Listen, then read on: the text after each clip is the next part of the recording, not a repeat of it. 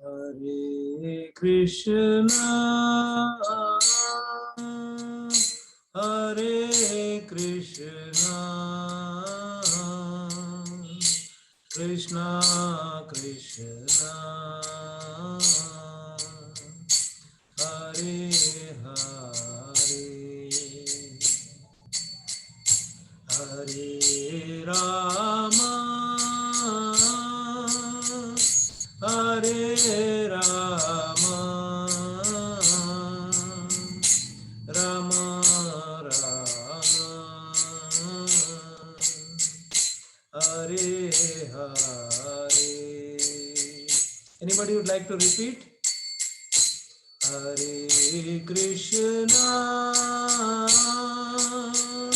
Hare Krishna,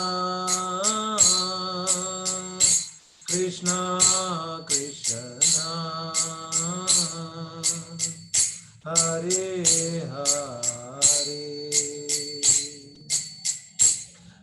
Hare Rama,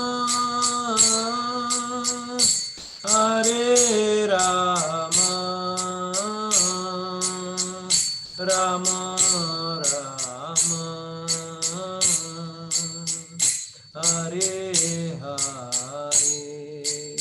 Rama Rama, Hare Hare, Hare Krishna, Hare Krishna, Krishna Krishna, Hare Hare, Hare Rama, Hare Rama, Rama Rama, Hare Hare, Hare Krishna, Hare Krishna, Krishna Krishna, Hare Hare, Hare Rama, Hare Rama, Rama Rama, Hare Hare,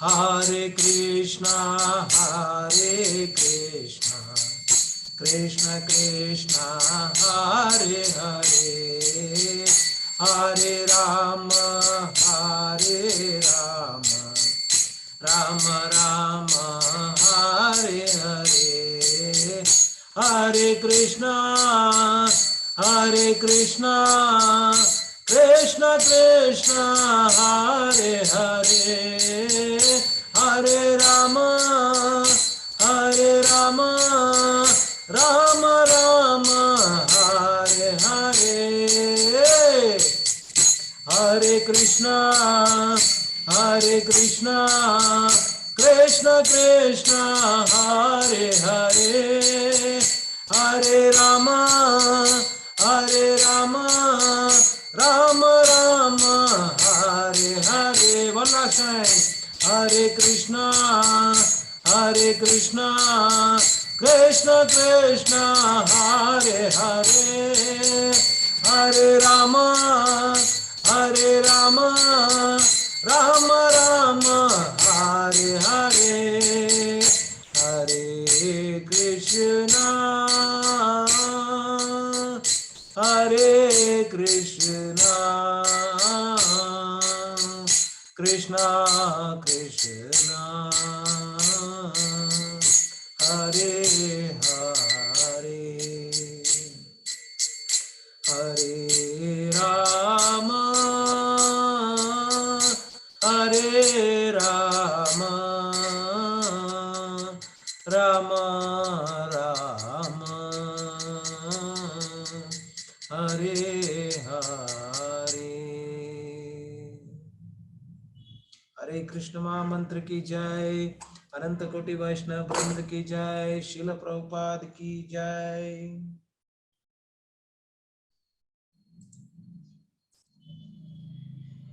We'll do Mangalacharna. Om Ajnanatimirandasya Jnanandanashalakaya Chakshururmilitam Yena Tasmai Shri Gurave Namaha. Shri Chaitanya Manobishtam Stapitam Yena Bhutale Swayam Rupa Kada Mahyam Dadati Swapadantikam Vandeham Shri Gurum Shri Yuta Padakamalam Shri Gurum Vaishnavamscha Shri Rupam Sagra Jatam Sahagana Raghunadan Vitam Tam Sajivam Sadvaitam Savadutam Parijana Sahitam Krishna Chaitanya Devam Shri Radha Krishna Padan Sahagana Lalita Shri Vishakhanvitanscha He Krishna Karuna Sindhu Dinabandhu Jagatpate Gopesha Gopika Kanta Radha Kanta Namostute Tapta Kanchana Gaurangi Radhe Vrindavaneshwari Vrishabhanu Sute Devi Pranamami Hari Priye Vancha kalpatarubhyascha kripa sindhubhya eva cha patitanam pavanebhyo vaishnavebhyo namo namaha. Jaya Shri Krishna Chaitanya Prabhu Nityananda Shri Advaita Gadadhara Shivasadi Gaura Bhakta Vrinda. Hare Krishna Krishna Krishna Hare Hare Hare Rama, Rama Rama, Hare Hare. Mukam karoti vachalam pangum langhayate girim yat kripa tamaham vande paramananda madhavam Shri Chaitanyam Ishwaram.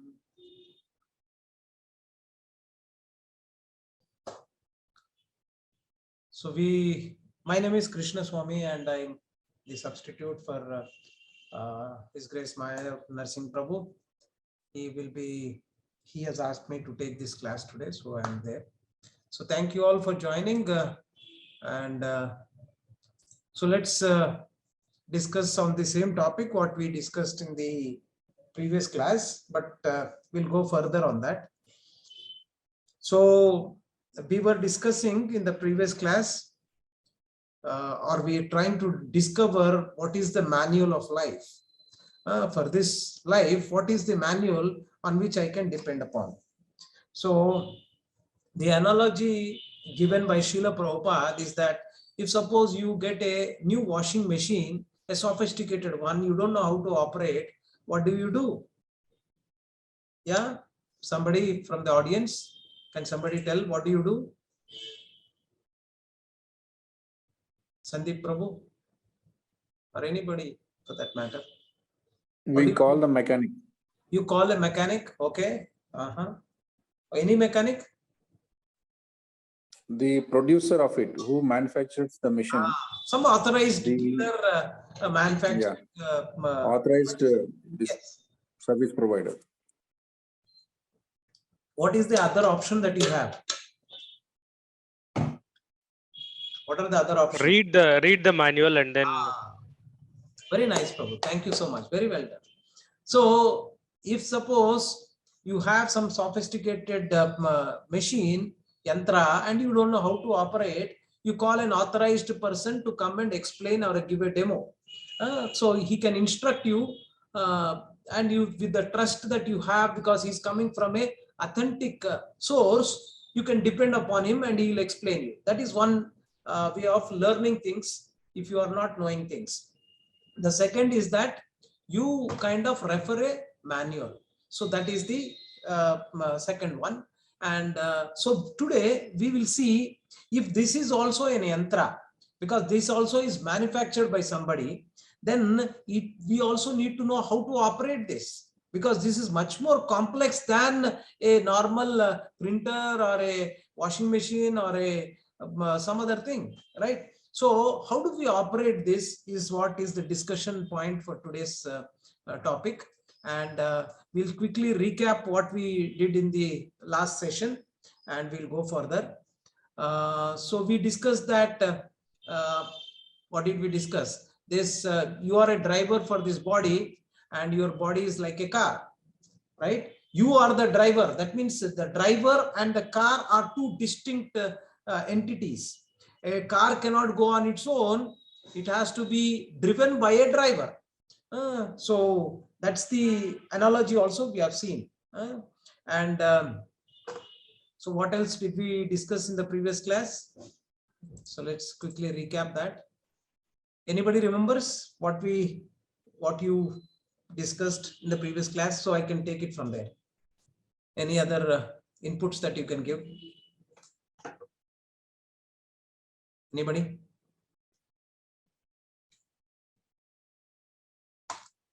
Okay, so we discussed this following topics: indefeatable Vedic truths that are there, and Vedas are the source for knowledge, and discover the manual of life.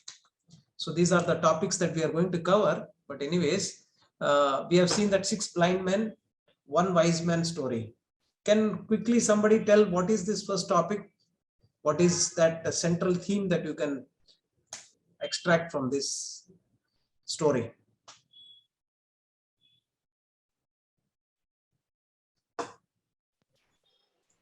Yes, a man a man or a person who knows everything can give you a complete picture. It can be anything. So yeah, thank you, Prabhu. That's correct. So a person who is beyond the defects can only tell you in toto how does the elephant look like. If I am blind, I cannot even think about to comprehend things properly. So you should not have any defects. That's one thing. So that is the central theme. There are 3 ways of gaining knowledge.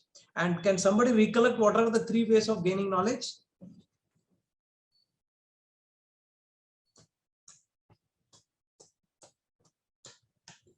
Yeah, so forgive me, this is not an exam, but still try to recollect and try to retain. Yeah. Anybody other than Sandeep Prabhu? Sandeep Prabhu very nicely participating. Thank you so much. But any other Prabhuji Matajis would like to, anything that you remember? Yes, Sandeep Prabhu, go ahead. You're saying something. So the thing is, the people whom you interact with, the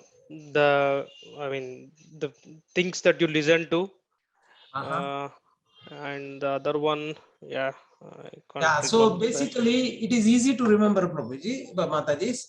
So basically, what you need to do is that, sorry, let me go to this. There is Pratyaksha Praman. There are 3 kinds of Pramans: Pratyaksha, Anumana, Shabda. These are the 3 Pramans that are there. So I think we discussed the first one, Pratyaksha Praman. What are the loopholes that we cannot depend upon this kind of methodology to acquire or gain knowledge? What are the loopholes in the Pratyaksha Praman? 3 ways of gaining knowledge: Pratyaksha Praman, direct sense perception; Anumana Praman, theories based on observation, guesswork; and the last one is Shabda Praman, hearing from a bona fide authority. So what are the loopholes, or what are the defects that you have going with this process of Pratyaksha Praman? Why it is not the best way to gain knowledge? That's my point. Anybody?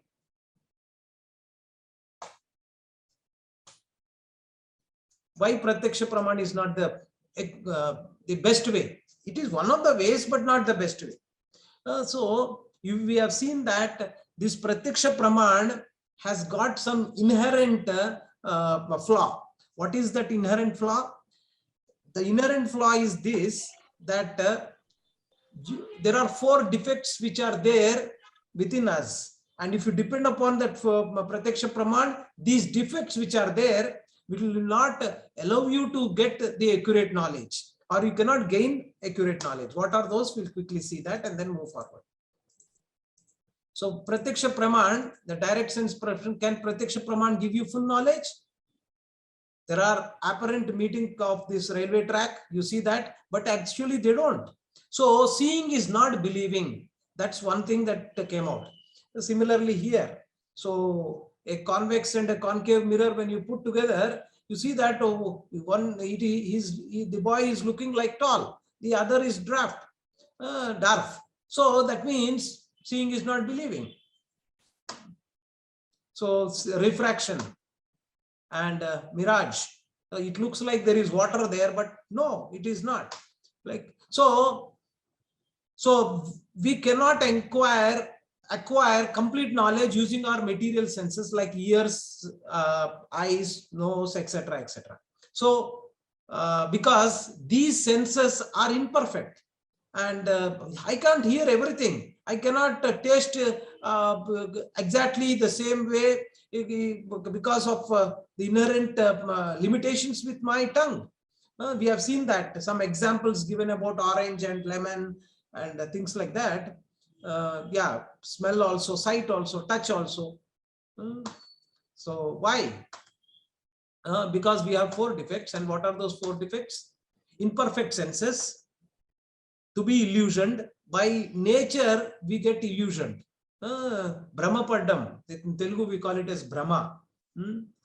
Sometimes we think that a thread which is there in the night, sometimes with limited vision, we may think that, or we may be illusioned to be a snake. That can happen. And there are so many things that you can see where you can get illusioned. So tendency to commit mistakes. So this is inherent within us. And we will be seeing some of the theories that have been proposed, like Darwin theory and things like that. It's all tendency to commit mistake, and the last one, cheating propensity.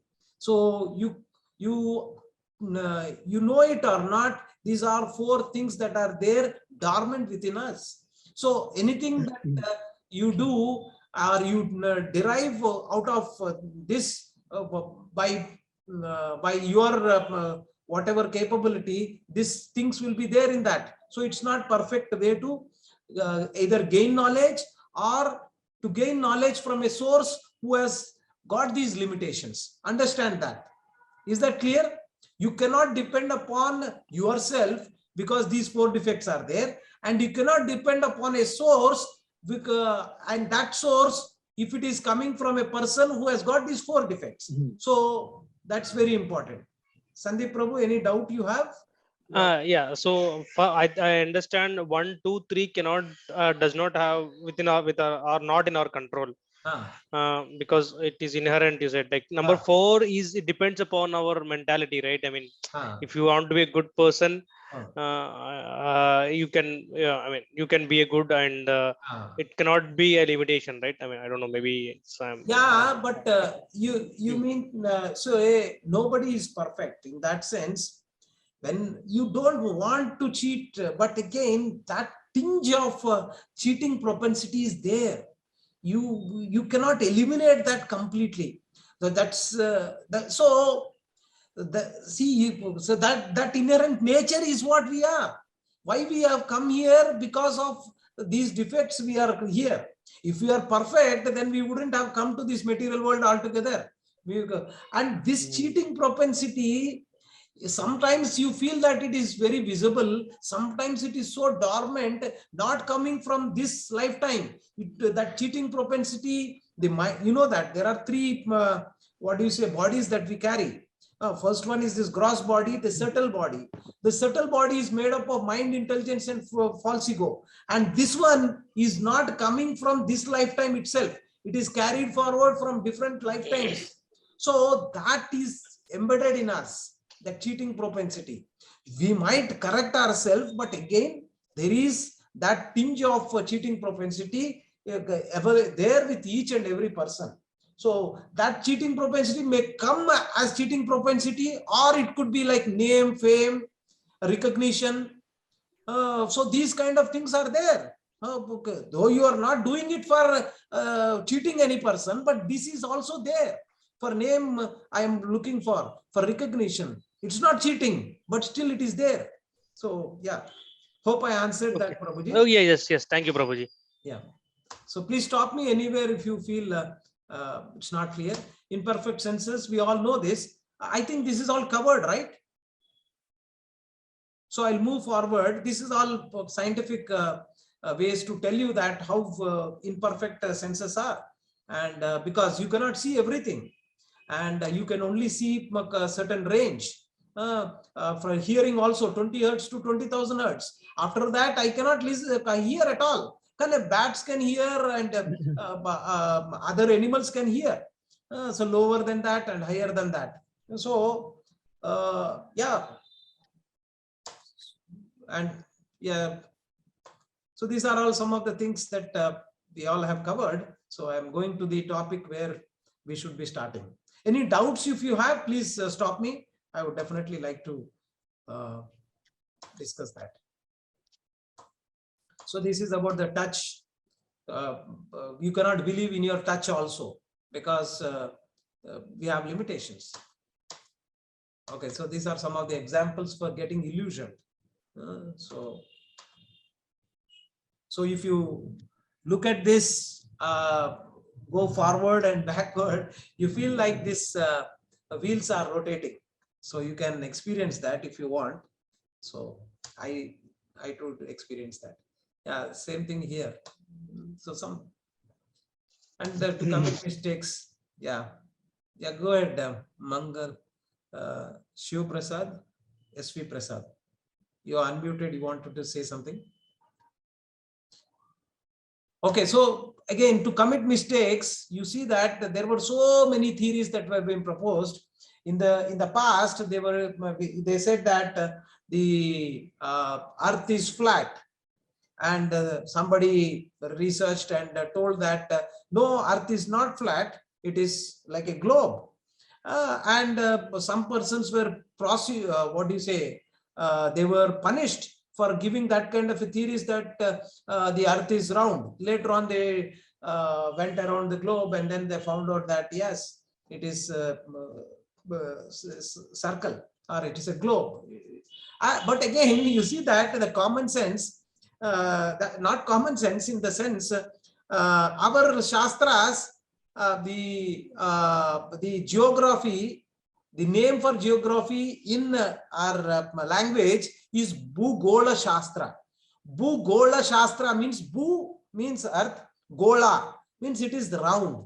The name itself is telling you that it is like a circle, like it's like a globe. It's like a circle and round in shape. Bhugola Shastra. Similarly, when you go to any temples, thousands of years back, we have Navagraha Vigrahas. So these people, after so much of research, they found out that there are 9 planets. But for us, we know it long time back. Rishis of the Oyor have revealed all this. And similarly, so many things what they propose, sometimes the modern research says that take one aspirin and it will take you cancer away. And the same research, after some time, they do the research and say that cancer is caused because of this particular tablet that you are taking. Cancer, it is cancerous, and they banned that particular tablet. So many things that in the name of research, because it is to commit mistakes is one of the flaws that are there in human beings. Yeah, there's so many things that we can, and similarly, the Piltdown man hawks. So this was one experiment that was done, not experiment per se, but a dubious way to say that man has come from apes. That's a dubious way to come up with some kind of artifacts, which are all made up artifacts. They are not even real. So that's the cheating propensity that humans have. That is what is revealed in this Piltdown man hawks. You can go through that at your leisure time, so you can get to know. Okay. So yeah. So these are some of the other things. This video you might have seen, so I'm not going through that. Yeah. So now the point of the topic that we wanted to discuss is the second one is Anumana Praman. Anumana. What does that word Anumana means for you? Anumana. That's in a common word. I think in Telugu Doubtful. also we say that. Yeah. Doubtful, Prabhuji. Doubtful. Okay. What other synonym you can use for Anumana? Anumana also means that, oh, I think like this. I think like this. Anumana, मैं ये सोच रहा हूँ. मैं अनुमान कर रहा हूं कि आज बारिश होगा, today it will rain. So anuman. So it is like prediction, or it is based on my current knowledge, or based on some theory or observations or guesswork. I kind of propose it, saying that this is anumana praman. Okay. Now, when pratyaksha praman doesn't work, man goes for guesswork. Because they say that I cannot see everything. Yes, I have some limitation. Let me do some guesswork. Oh, maybe it is like this. We see that a room is, we see a room from which a noise is coming, and we cannot open the door and see. Then we guess a husband and wife are fighting.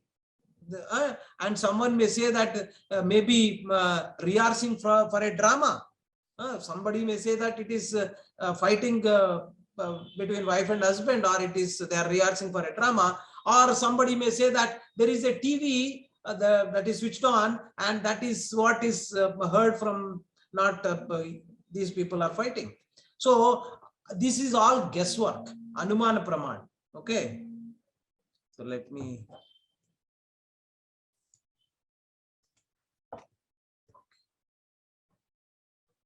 So Anuman Praman is guessing from outside. What the truth could be, you don't know, because you are just doing it based on some guesswork. Okay. Somebody raise their hands. You can unmute and ask if you have any questions. No problem. See, earlier they did the research, that they came up and said that atom cannot be divided. That's the smallest element that is there. Later on, Rutherford said atom can be split as nucleus, electrons, protons, neutrons, and Bohr came and gave another theory. And later on, we found that there were no, actually, whatever you are seeing, this particle nature, actually it is not particle nature, it is wave nature.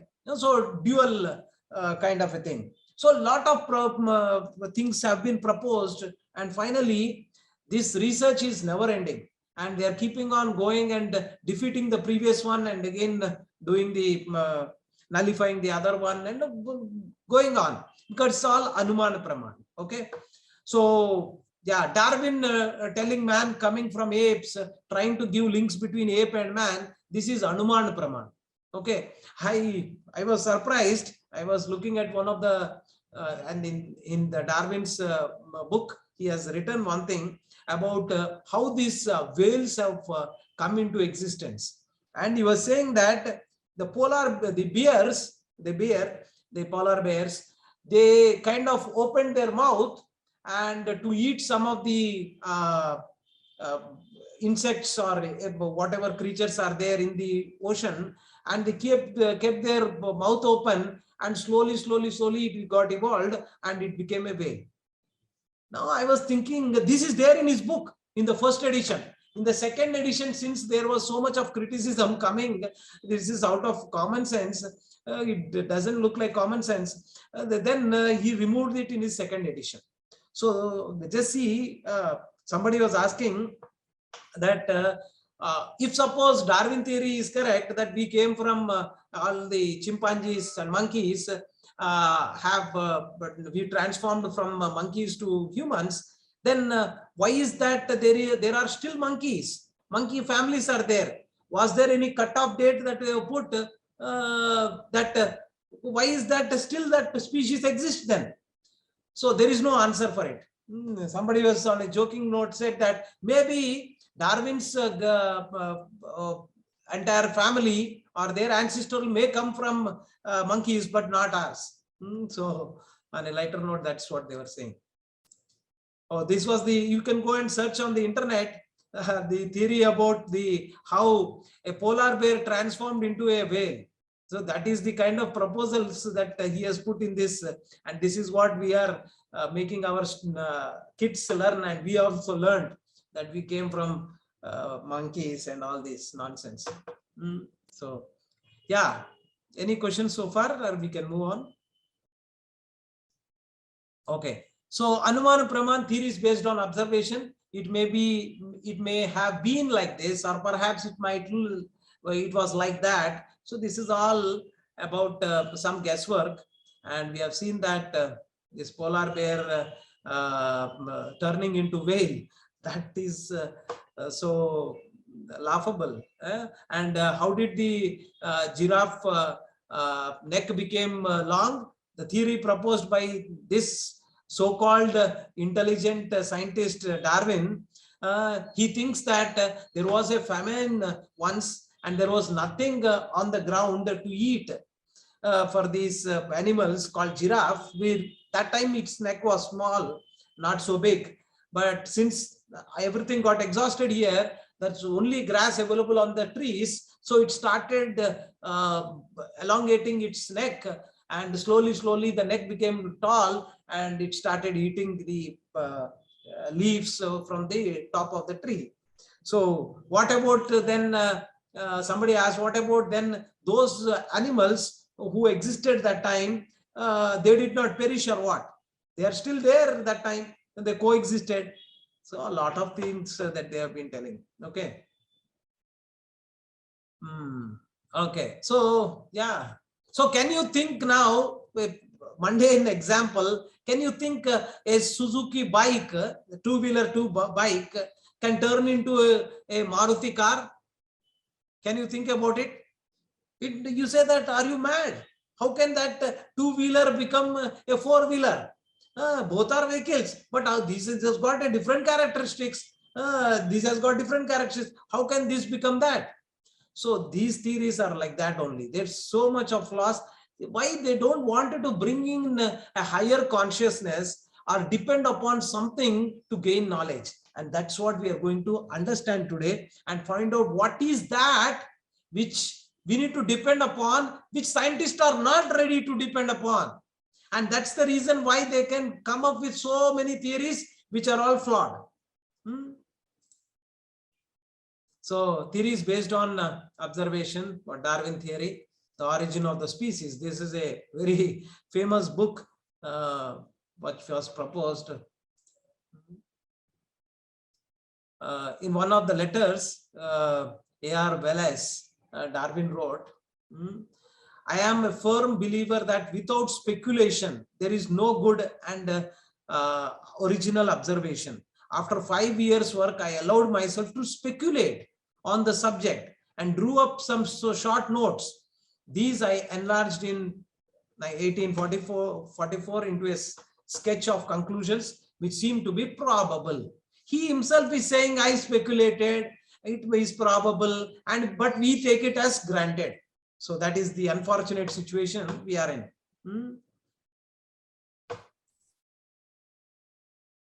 And so many things, theories based on observation. They propose so many things, but all these whatever animals, chimpanzees, all these, it has been proven that they existed or coexisted. Men and these chimpanzees coexisted millions of years back. So this is the height of joke, that a polar bear opening its mouth and become a whale.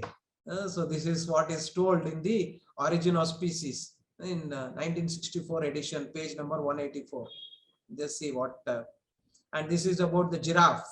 Its neck was short, but since there was nothing on the ground, so they started to protrude, or they started to try, and the neck became tall. So many loopholes. Will not go into that because there's no use. Okay. So what's the problem with making mistakes in research?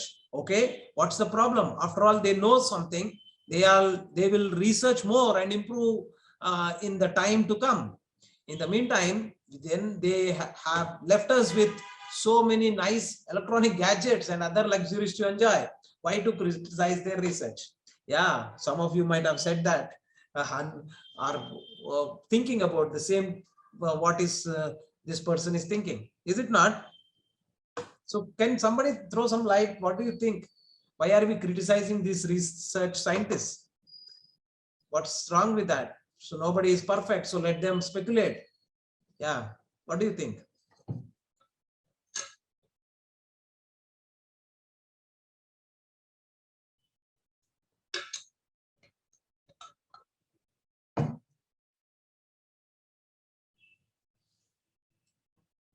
Yes.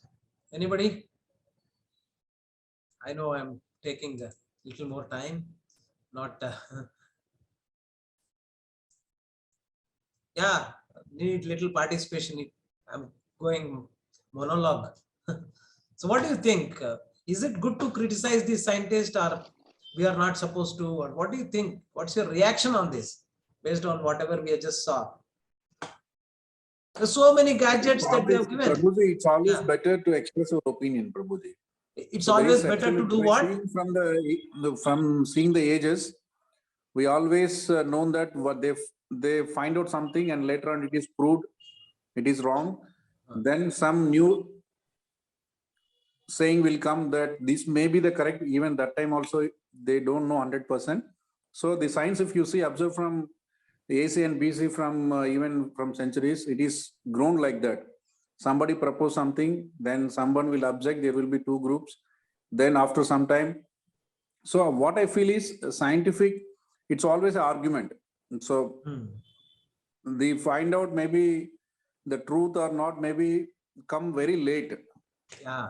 See, one of the problem with the scientist community, the so-called scientist, I'm not blaming everybody, but again, majority of these scientific research are more or less self-centered in one way.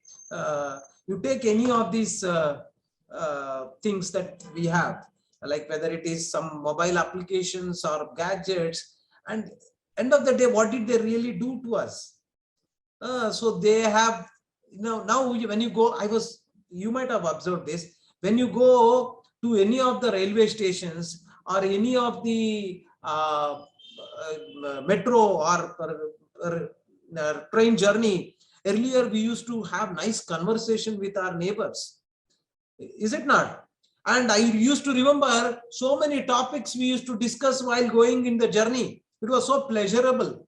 Nowadays, what happened is that people are just looking at their mobile or their electronic gadgets, are not even bothered to talk to their spouse or children at home as well as elsewhere. Go to a restaurant, how much time you are able to spend with the other person? You went there and having food. And when you are having food also, you are just looking at the gadgets. So gadgets have dominated our life, and they have taken away our free will to execute it in a proper way. So we are kind of mechanically, we are just got trapped into their creation. So we are all just like robots. We just are, they are making us do it and we are doing it. So that's what I just saw one small girl who is in the train, and that girl is like 2 years old, not even two, maybe lesser than that. And she was watching on the mobile phone some app or something, and her mother took it away from her. Why are you watching for so long? She came immediately, slapped on her mother. 2 years baby girl slapped because they've lost patience. Because of these gadgets, they are no more acting like humans. You know that Blue Whale app which has made so many young people to suicide, and that kind of tendencies are there. So I come from a mobile background, mobile application development background, and they do a lot of research to come up with a design by which they can make you addict to that. So that's how applications are designed. Now you see that WhatsApp has become a kind of a necessity. Without that you cannot.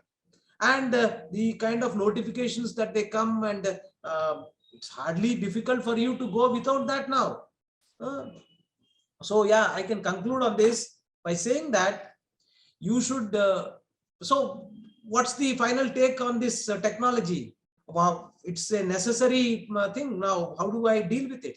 What anybody could draw some conclusion on it.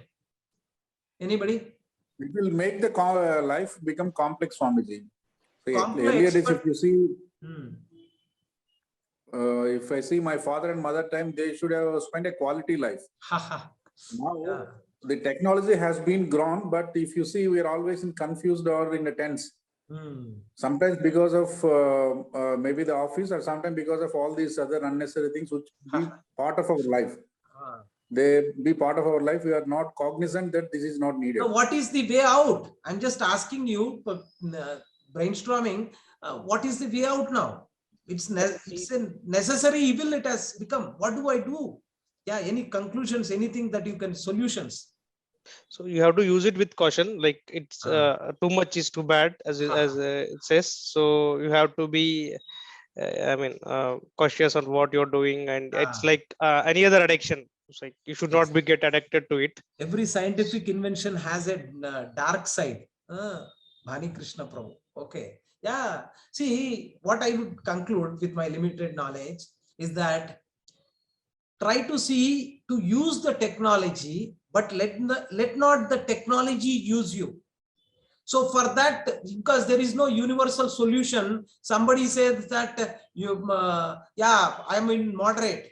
I'm using only in moderation. So there is no yardstick to measure that. So what I'm trying to say is that let not the technology use you. You use the technology based on your this thing only. Now, so that's how we need to deal with it. Suppose WhatsApp, you use it to the extent that it should be used for. Don't go into such that it is trying to use you and you are leaving your personality and you're compromising on what you are. And for that, proper education is required, proper willpower is required, and you need to come out of this so-called ignorance, which is what is driving all of us crazily, and we are into this rat race. Okay. So yeah, we can discuss on that, and thanks for all your contributions. So research has brought new gaming gadgets for the people, but the adverse effects are increasing to a multifold rate. So much so, children are so much addicted. I feel so bad. So I'm not able to do anything. So sometimes I am also getting addicted, but I'm trying to see with this not to get addicted to any of this. But again, we need to deal with that. Sleeplessness, computer vision syndrome, depression. A lot of people are into depression these days. Hearing damage, obesity, loss of relationship, very important. Loss of relationship. Hardly anybody is speaking to other person. I saw once.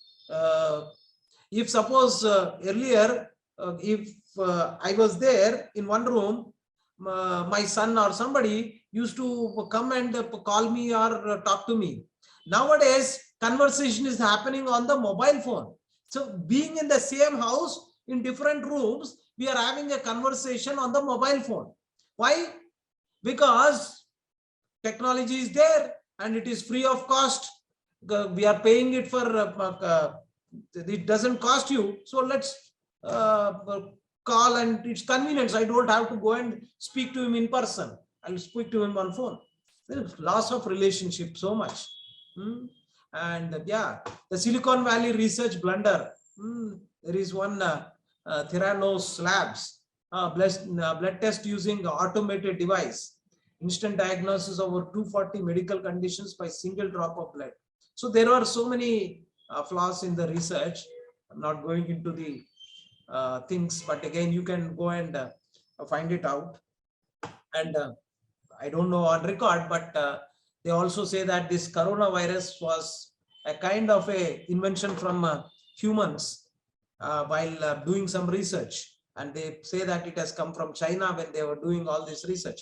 I don't know, but again, can't deny, because these people wanted their market, and for that they can do anything.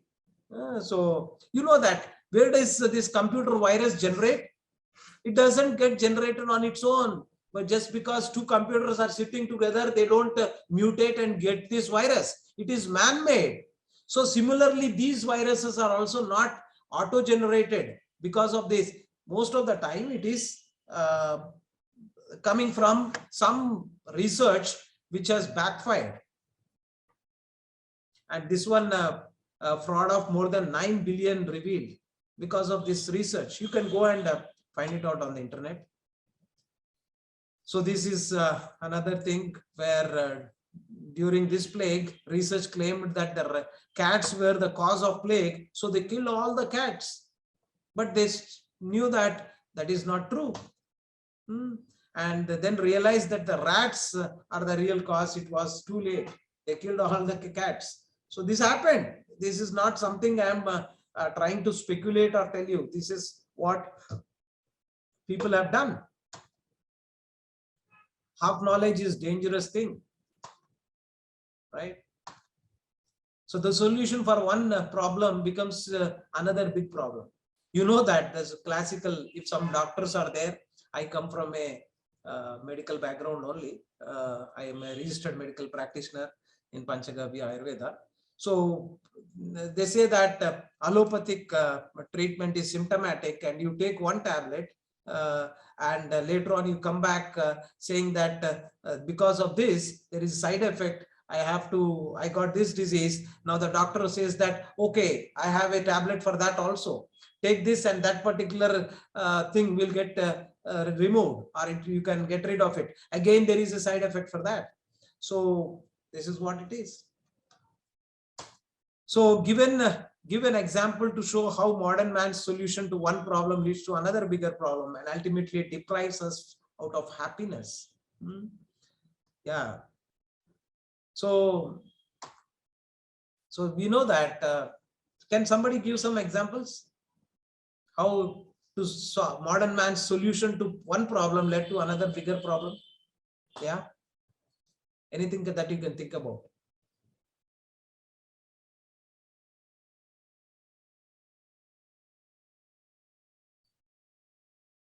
No? Nothing you are able to comprehend? Think. Now, if you see what happened earlier, we used to travel by bullock carts, and later on they said that bullock carts, when you are taking, there's a lot of what do you say, dust coming. So let's put some roads, and they put the roads, and they said that the bullock carts are not going as much as speed wise. So let us make some vehicles, motor vehicles, and they've started putting fuel. And now what has happened is that all the vehicles, because of that pollution, we are all suffering. And if you see, the Delhi is one particular capital city which has so much of pollution that it is equivalent to taking 8 cigarettes per day. Those people who are just there are like smoking 8 cigarettes per day. So that's the kind of a analysis that people are giving. And big cities like Delhi, Bangalore, if we are traveling morning to night, they say we can get 2 kerosene tablets of carbon from our nose at night. That is what? That much carbon we are inhaling every day. So one other example, Prabhuji. Yeah, go ahead, Prabhu. Okay, sorry, I think you're continuing, right? No, go ahead. You have another example? Yeah. So the other thing is with respect to the food. So a lot of these days packed food or frozen food is available because of there is no time these days. Everybody is busy, so they're buying and then just reheat and eat. But in turn, after eating for a few days or something, it gives a lot of health problems and ultimately suffer because of. Yeah. Absolutely, Prabhu. See, now Krishna in Bhagavad Gita, he reveals what kind of a food you need to take. Anything prepared, you need to take food fresh. Fresh definition is that 3 hours, within 3 hours you need to consume. If you are not taking it within 3 hours, that is considered as tamasic. So you need to eat fresh and putting it in the refrigerator. I know one of my own family members, they prepare sambar for 1 week, so much quantity, and put it in the fridge 1 week. And only thing is that little by little they'll take and heat it every day and eat. So that is all we kind of became. And not to say about frozen foods and all that in US and other places, I was there. So everything is frozen more or less. The vegetables, whatever, any fruits for that matter, everything is frozen in a larger container. There are some cooling houses, containers. What do they call it as? This large Cold storage. Cold storage. So they put it in cold storage, and then we are given. We think that it looks like very fresh, and you might be knowing that to increase the shelf life, they do a lot of adulteration. Say, for instance, if you wanted the tomatoes to be consumed when they are ripe, it has to be consumed within 1 or 2 days. How do they increase their life? Shelf life? What do they do is that they take the tomatoes which are not ripened, which are green, and they send it through chemical, and then the color changes from green to red. And when it comes to you, it looks very hard, but it looks red in color. So it appeals to you that this is ripened, and the carbide, whatever they put it on the, mangoes to just look like yellowish. Similarly, through chemical water, these tomatoes are passed and they make it. And just imagine what happens. And the plants that are grown these days are so the seeds that they are giving, they got inherent capability. When it grows, when an insect touches it, it will die immediately.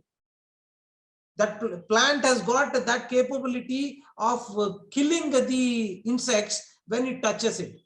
Just imagine, that is the kind of food that we are taking. What will happen to us? And this is what we are calling as this revolution, that revolution in terms of agriculture. And we have destroyed the entire earth by all these pesticides and these things. And hardly we are eating bunch of chemicals in our plate every day. So we need to realize that this scientific whatever research has brought, it has brought so much of destruction to us rather than helping us. And because we are more prone to believe that the scientists are all favoring us, they are giving us this, they are giving us that. But at the end of the day, what did they really give? Ask yourself, and as Prabhuji was rightly mentioning, your great-grandfather or your grandfather and grandmother were much healthier than we are. And I knew my own great-grandmother. She lived for 110 years. Until 105 years or so, she was nicely moving here and there. And at the age of 90 also, she used to take 100 kg rice bag and put it on the other side. So that is the kind of people they are. Now, a lot of deterioration because of the food and things like that. Okay, so we'll not go into the much details of it. So it is dangerous to operate a machine with half knowledge. So we need to have complete knowledge. I'm not going into this video. So key to happiness is that one should have complete knowledge. And once we have this complete knowledge, then we can really take, so one of you have told that I'm confused. Why I'm confused? Because I do not have complete knowledge. I'm confused. I'm not able to make decisions in my life. Informed decisions, if you wanted to make, you need to have complete knowledge. You do not have complete knowledge. Where is the manual that can explain operation of this cosmic machine? The cosmic machine meaning a machine, not only this human body, but also this entire universe is also because we have seen that in the past, if there is a design, there is a designer, and if there is a law, there is a lawmaker. Similarly, this universe is also operating very nicely, and you need to know and align yourself with that. And that is where knowledge is key to happiness.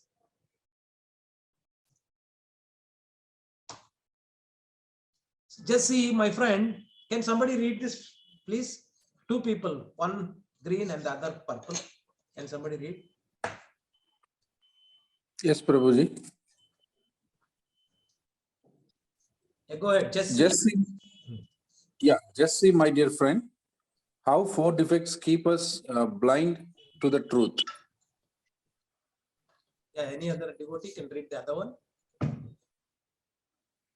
Is there no other way other than pratyaksha or anumana to know the complete truth that is free from all danger? So we have seen and concluded that pratyaksha praman has got defects, 4 defects which are inherent within us. Anything coming from it, you cannot avoid it.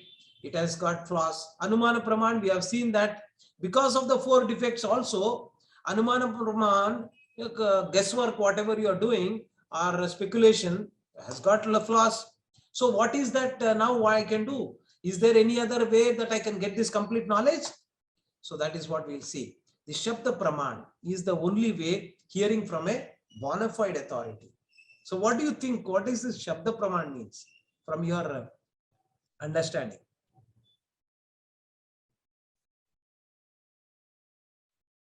Anything that you can think about when somebody says Shabda Praman?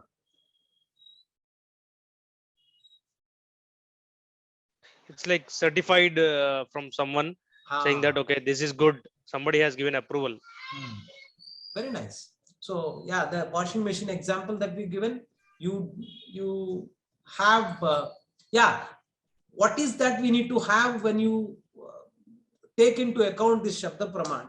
Anything that it can come, what is one of the prerequisites that you need to have when you are depending upon Shabda Praman?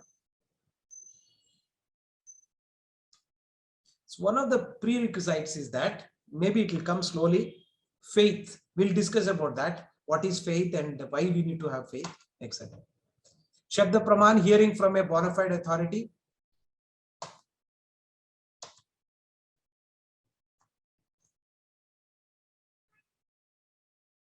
Okay.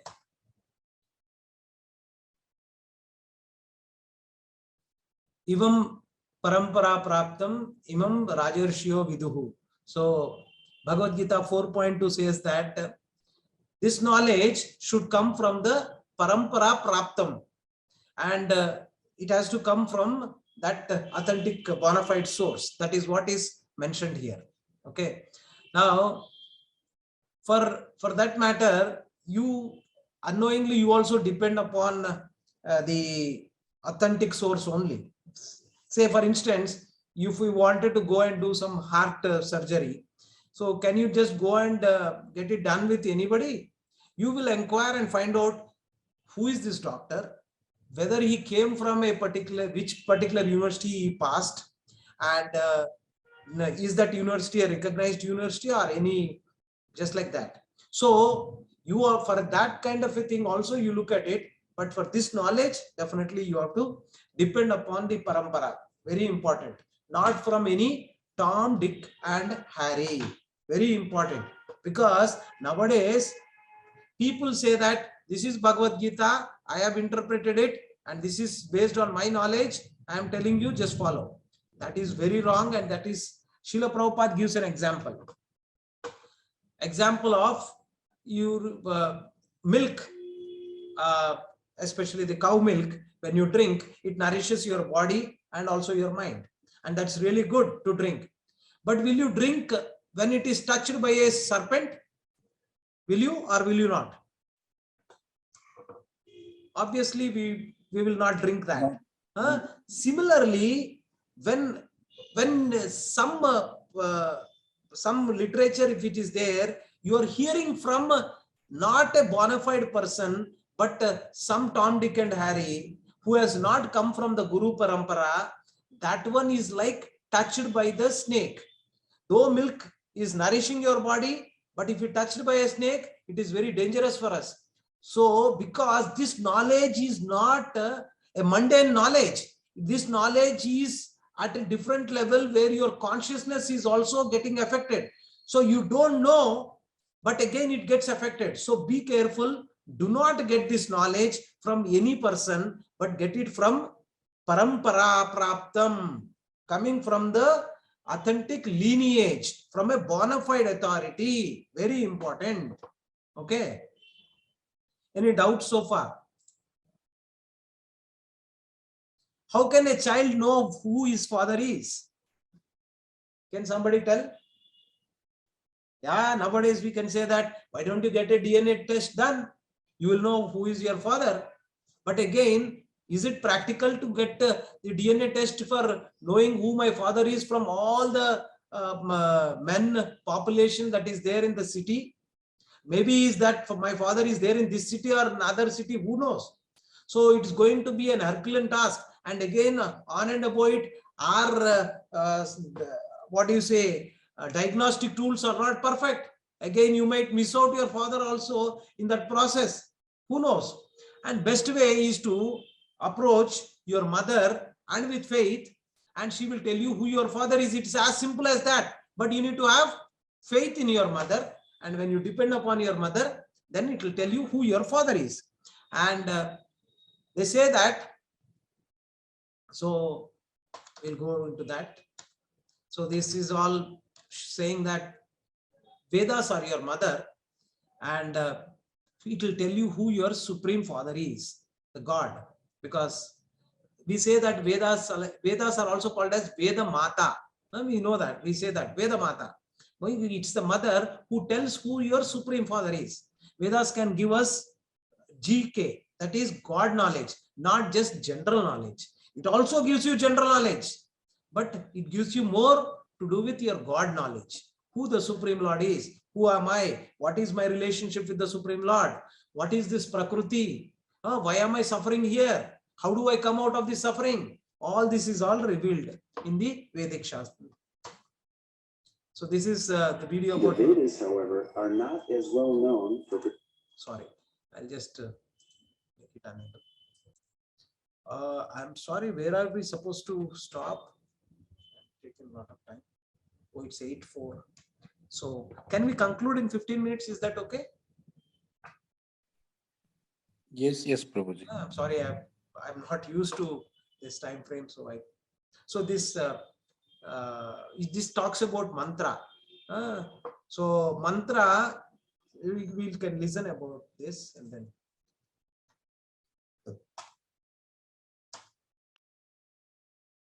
What happened?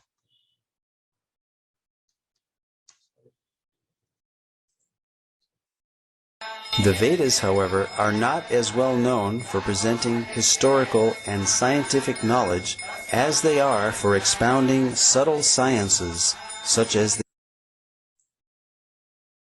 the power of mantras. We all recognize the power of sound itself by its effects, which can be quite dramatic. Here, a high-pitched frequency shatters a drinking glass.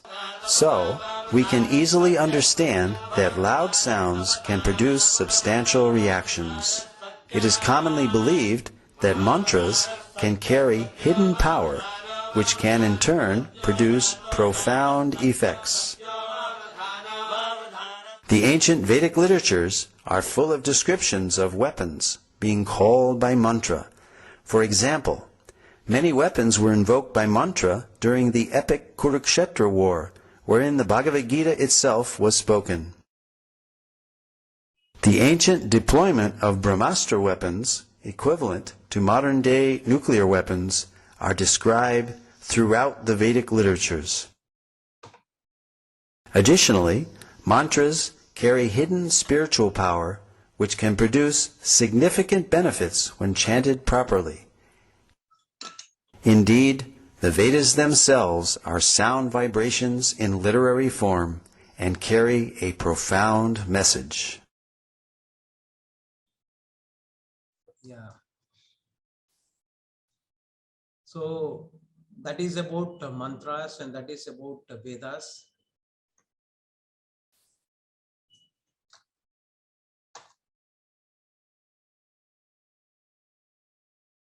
Can somebody tell me, what do you think mantra means? based on the mantra has got what? What is mantra?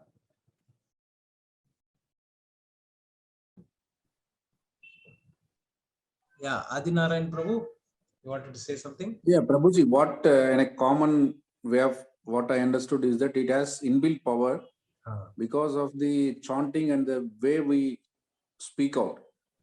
It builds so many inherent power comes by the way you chant it.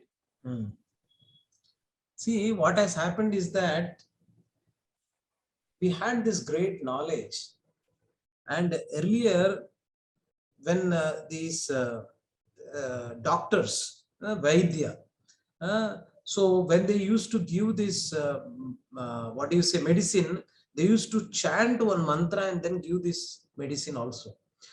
And when they do that, the potency or the actually what should happen, that that vibration. See, end of the day, science also says that everything is vibration. Our body is also vibration. So particle nature and wave nature. So if you can give that vibration, then whatever is the ailment that is there can be removed, right? So mantra has got a hidden power, and by which it can invoke certain positive effects in your body, or it can bring out some positive effects in your body or negative, because mantras, there are mantras where we can give adverse effect on you also, right? So that's where all these other you know that what is that, somebody was talking about a movie that Balakrishna has come up with this new one. It has got agoras, and it reveals certain things. I'm not saying that go and watch a movie that, but again, what I'm trying to say is that there are negative ways of using that to invoke certain things in the other person, to destroy the other person, and things like that. So yeah, so mantra is, from definition perspective, it is called manah trayate iti mantra. That which delivers the mind is actually called mantra. So Hare Krishna Maha Mantra is one such Maha Mantra which can deliver us, and deliver us, that means to purify our mind and make us go back to Goloka. This is one vehicle through which you can do it. So you are in touch with the Supreme Lord when you are taking this Maha Mantra. Yeah. So the Vedic process of learning, authorized college, parampara, sampradaya, is what we are also saying. So you don't become a doctor in the mundane way also by going anywhere. You have to go to authentic authorized college. So professors, one who has heard from his guru. So authorized books, Vedic texts like Bhagavad Gita, right? So advanced knowledge in Vedas. Vimana Shastra is one which reveals that how you can float something on air and it can travel. So this is there. The Shastra is still available, but because of our limitation and because of the other foreign rule that has happened in our nation, we lost so many linked other Shastras. We are not able to interpret this properly, but still this Vimana Shastra is there, and some research has done. You can see this probably. Yeah, so many things that we can learn and see that now Ayurvedic medicines that are coming from Charak Samhita or Ashtanga Samhita, so many things that you see that they are so authentic. Now also they are, you can use it. So we can depend upon it. Now, some of the technologies that were built that time, you cannot even imagine to build it.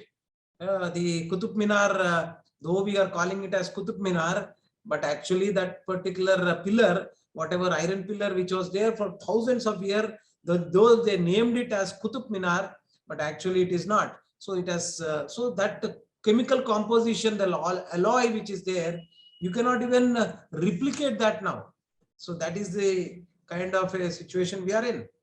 And there's so many things that we can talk about. The Vedas, undefeatable Vedic predictions that have come. Gautam Buddha, these are all predictions for the future, not for the, that means why we are talking about all this is because Vedas is one stop, what do you say, one stop place for us where we can depend upon it, not only how to lead our life, how to get the right knowledge, but also predict the future. Not we predicting, they already predicted and told that this is what is going to happen. So Kali Yuga is of this much duration, the Treta Yuga this much duration, etc., etc. Everything is there. So they told when Gautam Buddha will come, and this is in Srimad Bhagavatam 1 point, the first canto, 3rd chapter, 24th verse talks about this. Chanakya, Srimad Bhagavatam again, 12th canto. And this is Emperor Ashoka. And this is about Lord Jesus Christ, Bhavishya Purana. And this is about Prophet Muhammad, Bhavishya Purana. This is about Chaitanya Mahaprabhu. So this is all what is revealed. Probably we are... The Vedas are amongst the oldest religious scriptures known to mankind and are the source of India's spiritual and cultural heritage. At first glance, the multifaceted culture of the Vedas is a foreign and fascinating mystery to the Western eye. Yet upon deeper examination, we discover a wealth of philosophical, cultural, and social values. India is renowned the world over for the practice of yoga, which increases one's mental and physical strength. However, this is only a fraction of what the Vedas can offer to a progressive global community. India's culinary arts, music, natural medicine, and other sciences are only now becoming known to the West. Conceivably the world's oldest holistic design system, the Vastu Shastra predates and inspired the popular Chinese system of Feng Shui. The design of a temple, house, or workspace has been proven to exert a considerable influence on one's well-being. The Vastu Shastra was compiled specifically to address this concern and offers practical architectural guidelines. This style of sacred architecture has been implemented in the building of India's largest temples for thousands of years. The sculptures adorning these temples reflect the development and accomplishments of one of man's oldest civilizations. They depict the struggles, failures, and successes of the men who made them the center of their lives.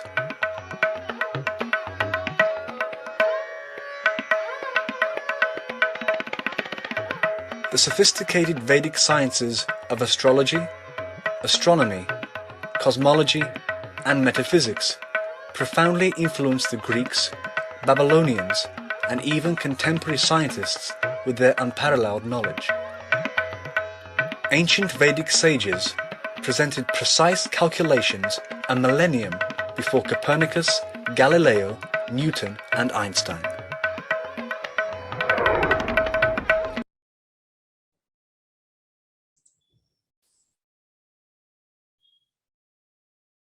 How educated Indians were diverted from putting faith in the Vedas.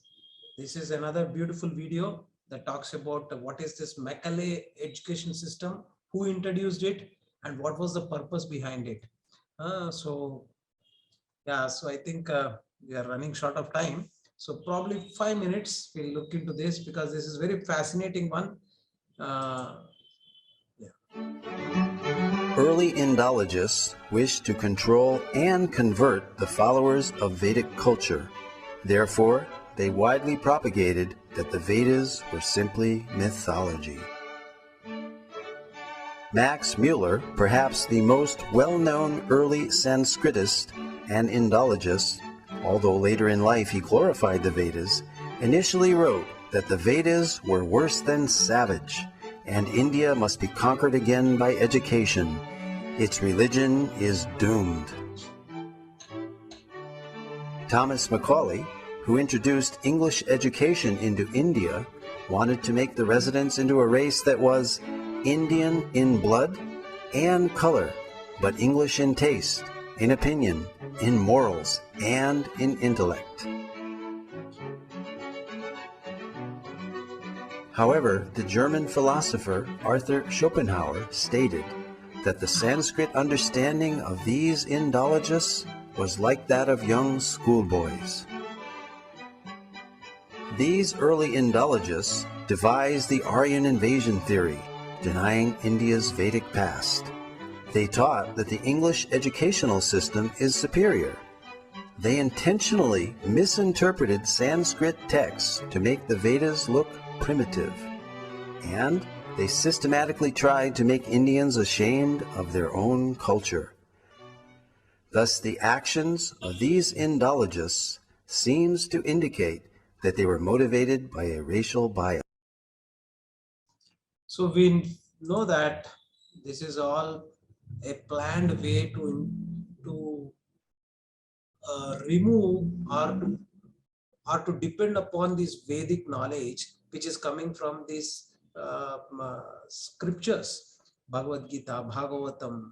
So actually when they did this research, when Macaulay wanted to find out how we can conquer these Indians, so they did a lot of research and found out that the backbone for their culture and their happiness and their prosperity is their culture, and that culture is coming from the Vedas, and that is, and if we can remove that or make them lose confidence on it or be ashamed of coming from that kind of a background, then they can conquer us and they can make us slaves.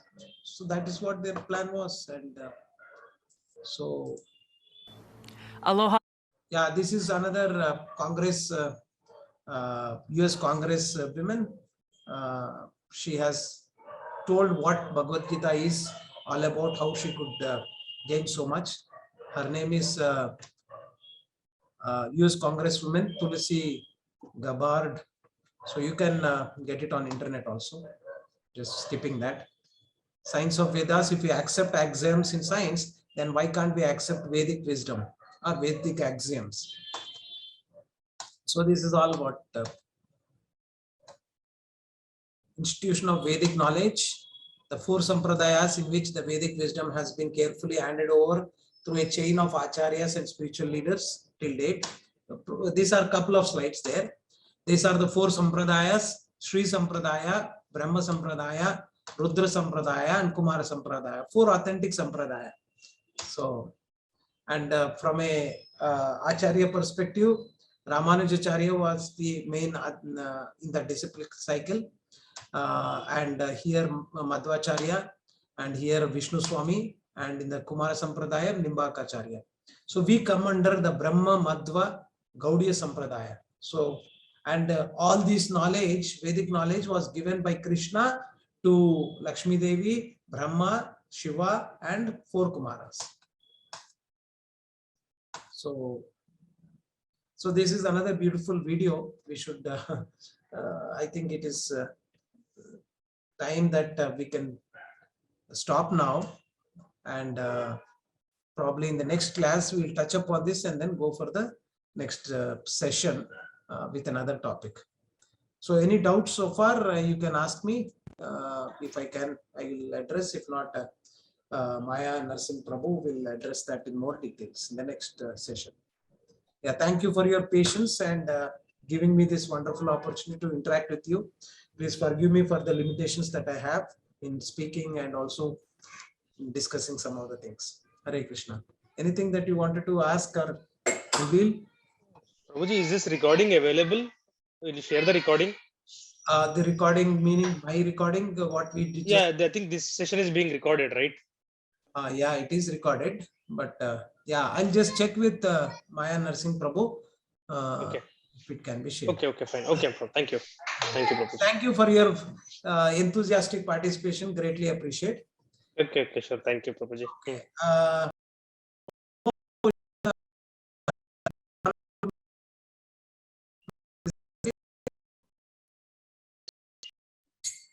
Anybody would like to participate?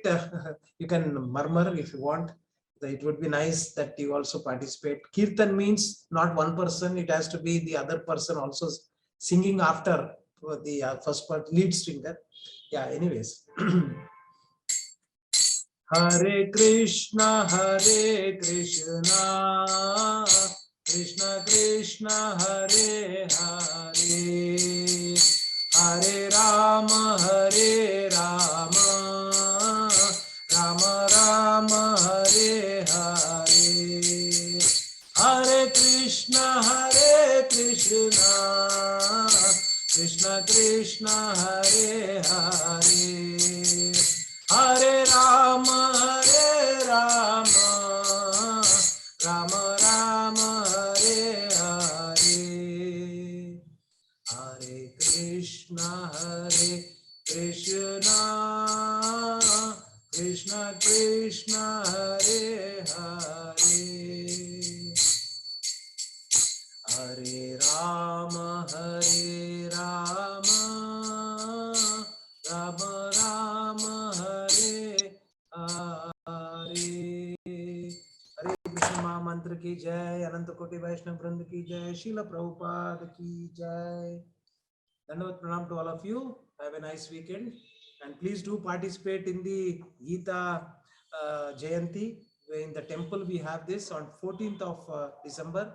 Please do come there and we'll all meet. If you are in Hyderabad or in any other ISKCON temple, you can go and have darshan of the Supreme Lord and also be part of the Gita Jayanti programs. And please distribute books. Books are the basis, and that's all what I can request you. Dandavat pranam to all. Hare Krishna.